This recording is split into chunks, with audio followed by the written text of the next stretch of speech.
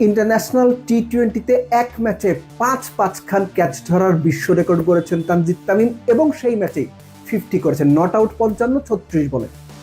আয়ারল্যান্ডের বিপক্ষে তৃতীয় টি-20-তে Tanzid Tamim man of the match.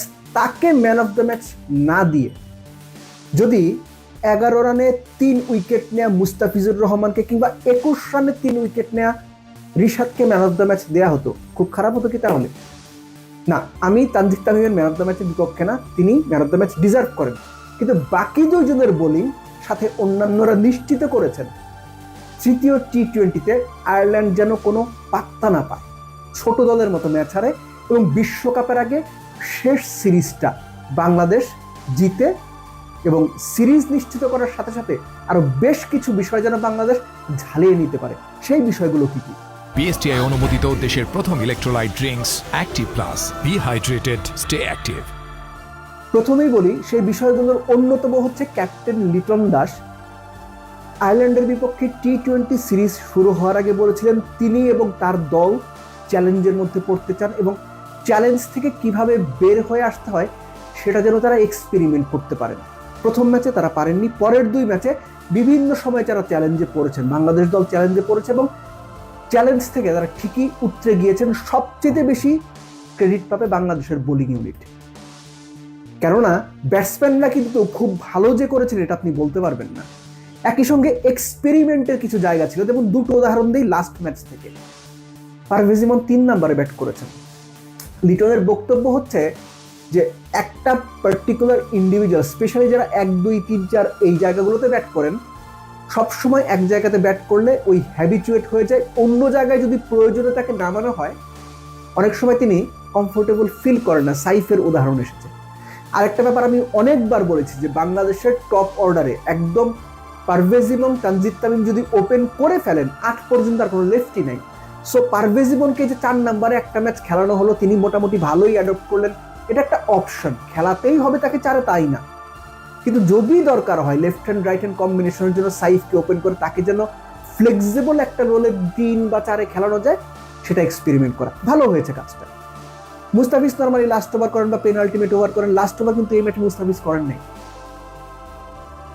1 over তার বাকি ছিল, সাইফকে বল দেওয়া হয়েছে, সাইফুদ্দিন, ওই যে তাকে রেডি রাখা, গেইম টাইম দেওয়া।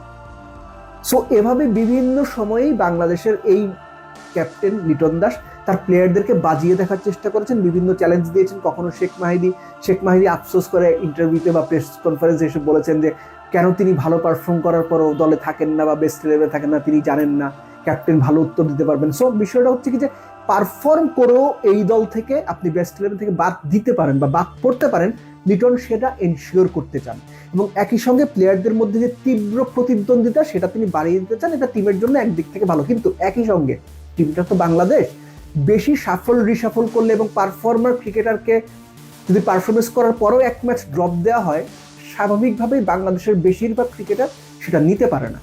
সো এনিওয়েজ, যে ধরনের এক্সপেরিমেন্ট এক্সপেক্টেড ছিল সেরকম এক্সপেরিমেন্ট না হলেও 2-1টা নতুন মুখ দেখার যে সম্ভাবনা ছিল সেটা না হলেও বাংলাদেশ আয়ারল্যান্ডের সঙ্গে প্রস্তুতি হিসাবে একেবারে খারাপ প্রস্তুতি নেয়নি, মোটামুটি একটা প্রস্তুতি সম্পন্ন হয়েছে। তবে মিডল অর্ডারের যে টানা পড়েন, মিডল অর্ডারের যে রান্না পাওয়া, মাইদুল অঙ্কন কোনো ম্যাচ পাননি, লিটনটাকে আনলাকি বলছেন।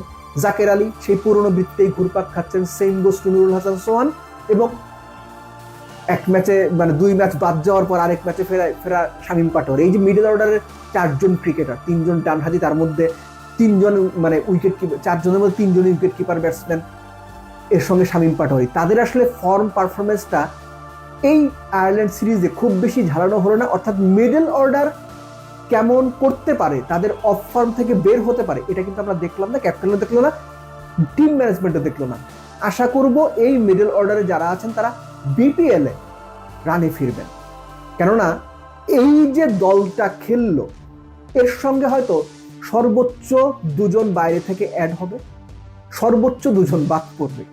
মোটামুটি আপনি ধরে নেন বিপিএলে কোনো ইন্ডিভিজুয়াল ক্রিকেটার যদি মোর দেন এক্সট্রা অর্ডিনারি কিছু না করে তাহলে বিশ্বকাপের দলে তার জায়গা পাওয়াটা কঠিন। এবং এই যে দলটা ঘুরে ফিরে খেলছে, আপনি মোটামুটি নিশ্চিত থাকতে পারেন এখান থেকেই বিশ্বকাপের দলটা গঠন হবে মিডল অর্ডারে সবচেয়ে বেশি বদল, কিংবা মিডল অর্ডারে যারা খেলছেন তাদের নিয়ে বোধহয় বিশ্বকাপের আগে সবচেয়ে বেশি কাটাছাড়া হবে।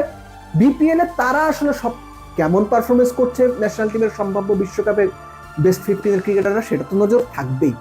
মিডল অর্ডারে যারা সম্ভাব্য তারাই অ্যাকচুয়ালি কেমন পারফর্ম করছেন, কোন ডাউনে পারফর্ম করছেন, কতটুকু ইম্প্যাক্ট রাখছেন, এই ব্যাপারগুলো আমার মনে হয় সবচেয়ে বেশি নজরে রাখবে team management. Lastly Liton Das বলেছেন যে এই যে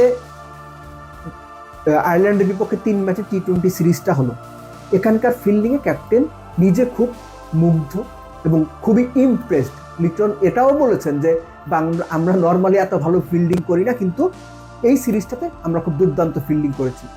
সো এক্সপেক্ট করবো এই দুর্দান্ত ফিল্ডিংয়ের ধারাটা অব্যাহত থাকুক, এবং বিপিএল এ আমাদের প্লেয়াররা যারা বিশ্বকাপে সম্ভাব্য আছেন তারা প্লিজ ইনজুরিতে পড়বেন না, কারণ ইনজুরি এমন একটা জিনিস পুরো টিমের ব্যালেন্সটা নষ্ট করে দেয়। তো হোপফুলি এই প্লেয়াররা সবাই বিপিএল এ ভালো পারফর্ম করবে এবং বিশ্বকাপের জন্য একটা শক্তিশালী স্কোয়াড আমরা এই বিপিএল থেকেই পেয়ে যাব।